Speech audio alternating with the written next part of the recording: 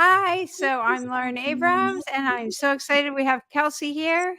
She's episode 190, and we're going to talk about living authentically and tapping into your intuition, and you've got all your answers within.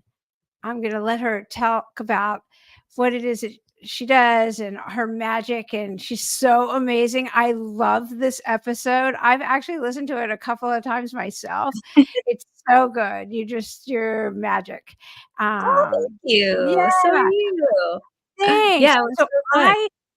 I just I'm rebranding and redoing my website, and someone said, "Oh, look at this one." And this guy, it was about living a life of duality. It was about men hiding, who they are and all this stuff. But I was thinking about that living a life of duality, like not, and it has to do with authenticity. I feel like so many of us, I actually it takes the work to actually be your authentic self. And we talked about like nobody's paying that much attention like you are to yourself. I don't know a diplomatic way to say that, but I've really stayed with me that living the life of duality, and just about giving yourself the compassion to like, it's okay. Nobody's paying that much attention. And the gift that you give yourself and others to being your authentic self. Yeah. I And when you said the life of duality, like just hearing that verbiage is like, oh, it sounds tiring. Like it is Right. hard at first to step into your authenticity, but then it's like the easiest thing you could do because you're already That's yourself. So so you don't have to true. like work at being yourself, right? You just are. You just have to undo all the stuff that's on top of that. And it's interesting because there's this new thing on social media going around, well, a fact that people have learned and now it's spreading, that authenticity. Someone did a study. Someone please comment like where this study came from because I cannot find it online anywhere. But people are referring to a study that supposedly happened where they were studying human frequency and trying to figure out like what's the highest human frequency, and everybody thought it was going to be love, but then it turned out to be authenticity. So when you're your most authentic, according to this mystery study that I don't know where it comes from, so someone please help us with that in the comments. When you are your most authentic, you are vibrating at the most powerful vibration, which also makes you the most magnetic for manifesting. Oh, Think about and I thought gratitude, there were a couple ones, bliss, gratitude. I was taught these are the highest vibrating. So I'm not really sure, but that's it. John Kabat-Zinn. He's the like father of all these things. So probably we have to ask him. that. Yes, confirm. Somebody Yeah. confirm. Somebody knows Yeah. him. Get him on. Get him Yeah, on here. right? Yeah, definitely. Oh, that's so interesting, but you're right, that would be very tiring, and there's so much muck you have to walk through to get to be your authentic self, but I always feel like saying, like, nobody's paying that much attention to you, but I so relate to it. Like, I was so scared of, somebody when, practicing in my whole lawyer life, finding out that I was in rehab. Okay, that was my big secret, right? It was decades ago, and I just listened to John Mulvaney's, stand-up act in Boston. It was hysterical, about going through rehab. Doesn't sound his was only a couple years ago. It doesn't sound that different to mine decades ago. And I was talking to my son about it. It was so funny. And, it was the whole, like, nobody knew who he was in rehab, and he started leaving out. Did you listen to it? You're No, nodding. I haven't heard it. It's so funny. And, but nobody knew who he was, and it had been in the papers, like on page whatever, and he was starting to try to leave it like around, like, see, I made the paper, like he's in rehab, and it's so like that whole "don't you know who I am" or "who I think I am" and all of that stuff, and that's the bottom. Like we're Yeah. so like, at least I'm not as bad as that one, but like everybody has hit bottom to be in rehab, and and then you build yourself back up and you're grateful and everything else. And I'm still like grateful every single day for my life and everything else. And that certainly comes across with him.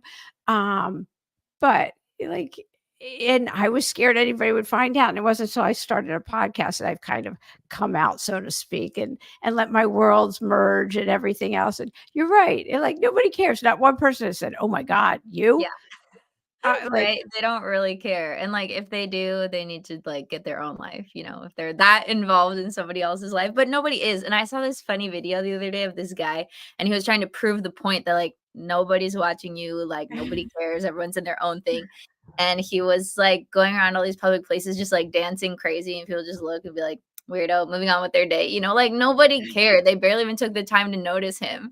And it just proved the beautiful point of like just do you, just be yourself, nobody cares. And I think the biggest blockage to like people stepping into their authenticity that I see like with my clients and the women that come with me on my self-love retreats and stuff is that you feel like people are going to think the thoughts that you judge and you place on yourself. So you judge yourself for going to rehab, right? You judge yourself for whatever it is. And then you think, oh, other people are going to judge me the same.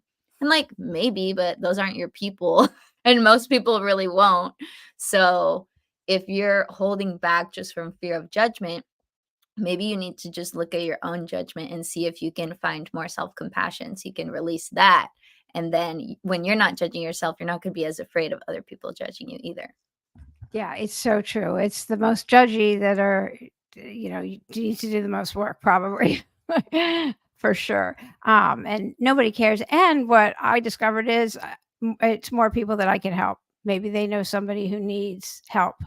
Right, So like, when I started to, like, doing my blog and when I first started, I always knew that I wanted to be an author, but I didn't, like, have a platform, so I was like, "Oh, I gotta build a following, I'm gonna start writing articles, I'm gonna start posting on YouTube, I'm gonna start doing stuff," and when I would, like, watch the videos back, I would be like, "Oh my god, I sound so terrible, I look so terrible, I hate this, I hate that," nitpicking. And then I just came to a point where I was like, Kelsey, if you want to spread this medicine and actually be a message of hope and share your story, like you need to get over your own self. Like it's not about you, it's about the medicine, right? So, like, it's not about you going to rehab, it's about you sharing your story and that could help liberate or inspire someone else, right? Which is your whole podcast, the 52 Weeks of Hope. Like, people sharing their hopeful, inspirational, transformational stories, and that being liberating for the person sharing and for the person listening, because like your life journey is your life journey. There's no shame in like whatever you have to go through to become who you are now. yeah, your story matters. Everyone's story matters. Everyone has their own unique handprint. Everyone can manifest their best life. I mean, I just love that. And we talked a lot about taking that pause, taking the breath to listen for the message within. So let's get to that. How to reconnect with yourself, how to Yeah. take that breath. How can somebody listening reconnect with themselves and live authentically? Yeah. I think it's really honestly a practice because it's like your relationship with yourself, right? It's something you build. And I think the first building block is just like making a promise to yourself, like, okay, I'm going to listen to you more. I'm going to listen to myself more. That's my declaration. That's my agenda. That's my intention. And then from there, noticing where you have opportunities to listen to yourself. If you're going to make a decision, okay, let me just tune in and feel like what would feel the best for me, what feels the most supportive, what feels the most nourishing, or noticing when you're not tuning into yourself and what happens thereafter, because there are usually consequences when you don't listen to yourself, right? Like you get into a situation that you didn't actually want to go to or whatever. If you're not listening to yourself, you're missing the message. So in order to not miss the message, first set the intention to become more familiar with the voice that gives you the message, right? And then create the opportunity for that voice to come in. So ask yourself before you make decisions, like, does this feel right for me? Do I need more time to sit on it? What would feel best? What would feel the most supportive? What would feel the most nourishing? And those self inquiry questions, and journaling too. I am obsessed with journals. um Journaling, self inquiry is a really good tool for listening to yourself, especially if it's like too hard just to do it in your mind alone. To put it pen to paper, it can help people organize their thoughts. So that's a good tip too for anyone who's wanting to live more in alignment with themselves. First you have to know yourself and then you can live in alignment with yourself. Yeah, definitely. And then, so I love asking you this question. Somebody that's afraid to take that leap of faith into what they know they're called here to be. They want to get off the hamster wheel. Yeah. Um, what would you tell them? Well, It depends on the individual because I feel like there's 2 answers for this. There's one set of people who are, like, ready to jump, and they're in the position where they would be supported if they jumped, but they're just not jumping because they're scared. Or there's people who are actually not ready to jump yet, and they need to just make the plan to jump. So, for example, maybe the self-loving thing for one person to do is to quit their 9 to 5 and start that business, and they have savings, or they have a loan, or they have family supporting them or whatever. So it's like low risk, high reward. But for other people, that is so stressful and puts so much pressure on them to like do it and get it right that it's not really conducive to like an expansive energy. So for those people, I would say maybe the more self loving thing is to make the plan of like, okay, in the next year or two, I'm going to make the jump. And until then, I'm just planning on making the jump. I'm building up the courage to make the jump. And maybe I'm starting the side hustle, but I'm still keeping my 9 to 5. And then once the side hustle starts building some income, then I'll feel more supported in making that leap. So I don't think it's just like go into your side hustle, go into the thing, like make the leap. I don't think that's right for everybody. For some people, yes. But for other people, what's the more self-loving thing? Just ask yourself, like, what would feel more self-loving? To do it now or to plan on doing it and start doing it, but like ease more into it? Yeah, no, that's so good. Okay, so people that they're like, "I don't have time to take a breath. I've got the kids, the work, the this, or that." What would you tell them? Well, first of all, you're breathing all day long, so you're already breathing. Yeah. So you do have time to take breaths, otherwise you would die. So, that's not a very good excuse, I would say. But 2, if you wanna have more opportunities, just finding them throughout the day when you're doing the dishes, when you're in the car, when you're in the shower. Like, you don't have to take 20 minutes to sit on the sofa and meditate every single day. Like, it's just a matter of connecting with your breath, feeling that life force energy come in and out. And that can take literally no extra time. Just setting the intention when you're doing your everyday stuff is a really like the car, so easy. Shower, so easy. Yeah, definitely. So how do you as a mom, a working mom, take the time Oh, to I'm not a really mom. do it? Oh, But if okay, someone I is a don't know working one. mom, Yeah, yeah, yeah, listen, okay, okay. I know a lot of working moms. I have Yeah, a puppy, so I'm like a puppy mom. yeah, definitely. But taking the time when you're, like, extra busy, one, I think a lot of moms, they self-sacrifice a little bit too much. Of course, you have to give yourself to your kids. I mean, they didn't really ask to be brought into this world by you, so you are responsible for, like, making their lives the best. But I think that it's really a matter of making yourself just as important to yourself as the people that you love. So you love your kids, you love your pets, you love your husband, you love your friends, you love your family. Don't put them all before you. Put everybody equal. You too. Put yourself in the mix there. You know, you have to consider yourself like in relationship with yourself. So, first of all, making yourself as important as other people and not putting yourself last. That, I mean, that's kind of step number 1. And then following through on that is just getting the support or setting up your day in a way where you can have just that little bit of time. So whether it's, when you're waiting in line to pick up your kids at school, you have like 15 minutes of silence in the car before they come. So use that moment, take the opportunity. Or if it's supportive for you to like ask your mom to help on the weekend so you can go on that date night, like do that, like ask for what you need, and set yourself up for success there because it is so easy in daily life, no matter what you're busy with, work, kids, whatever, to just forget about yourself and forget about what you need when ultimately if you would prioritize that, it doesn't have to be number 1 priority over everything, but just has to be like top 3. If you prioritize that, you're going to feel a lot more relaxed, a lot more supported. And when you go into your busy, crazy daily life, you're going to be able to handle it with so much more ease and grace. Oh, it's so true. Now you've got all kinds of, and we have all the links for everything for Kelsey. It's all on the website and it's in the show notes and everything else. You are so good at journaling prompts. I And am. I'm the yeah, journaling queen. yes, yes. What are some great journaling prompts? I mean, I know you could just write to your soul and be like, Yeah.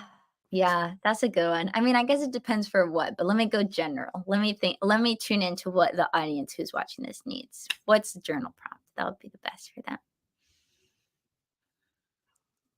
Okay, so something that's coming to mind, first of all, would be to simply journal on like what would your most perfect day look like? If your life was like your dream life and you had your dream job and your dream spouse and your dream house and whatever, like what's a typical Wednesday for you? Let's just plan that all out.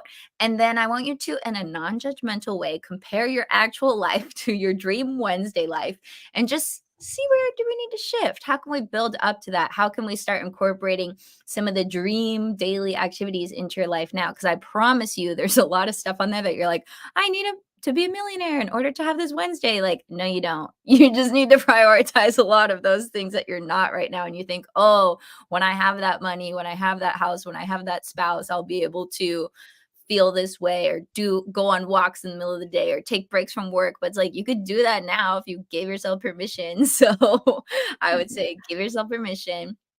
Think about your dream day. That's a really good thing to journal on. And then you can also journal on, okay, and this is a really good question for anyone who feels stuck. So if you've been like trying to manifest something, it's not happening, and you're like, what the heck?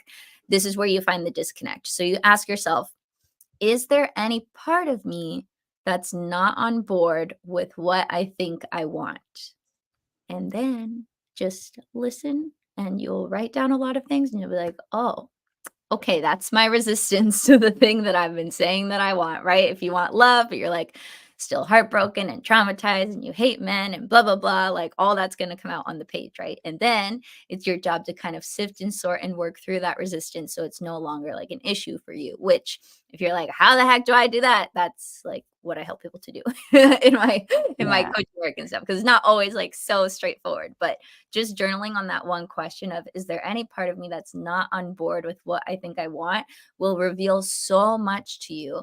And it's not to reveal stuff to you that feels like, oh, this is why I'm stuck, I'm always going to stay stuck. No, these are my blockages, let's work through them, let's release them, let's question them. Is it really true? Probably not. And then you can move forward with less resistance, more alignment, and then it's easier to manifest.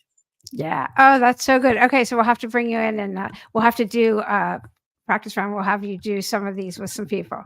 Yeah, and if anybody wants more journal prompts, my for manifesting Yeah. specifically, I created a manifesting journal called Letters to the Universe. I don't remember if we mentioned it on the podcast episode, but if you guys are into scripting and manifesting, check out my book, Letters to the Universe, because it has all my like favorite scripting process. There's like 8 or 10 questions where you just get really clear and really deep, and then you write your letter to the universe. So for all the journalers out there, that's a good one. Yeah, and you also have your what is it? The Etsy one more shop. the yeah, Mhm. yeah. Your Yeah. Etsy shop. Yeah. Yeah, if you go on Etsy and you search the 1111 Club, I have journals for all different kinds of stuff, like a self-love journal for weight loss, a journal for manifesting money, a journal for your new year, new me intentions, which it's still basically the new year. Yeah, We're only in that can March. be a new day. Make it anything. New Yeah, week. Yeah. You exactly. could, So there's lots more journals on there too that are like yeah. digital downloads. You can just buy it and download it. So those are Yeah. fun. They don't cost much at all. So Yeah. yeah, those are fun. Oh, this is so great. Okay, you guys, you have to listen to episode 190 with Kelsey. It's Unlock Your Intuition, Embrace Your Journey, and Manifest Your Dreams. It's so good. And it's like 29 minutes. It's not that long. Yeah. So yay. Thank you so much. It's so fun to see you Yes, again. you too. Everyone go listen. Let us know in the comments if you liked it. What was your favorite part about it? If you had any aha moments, and I can't wait to hear what you guys think. Yay.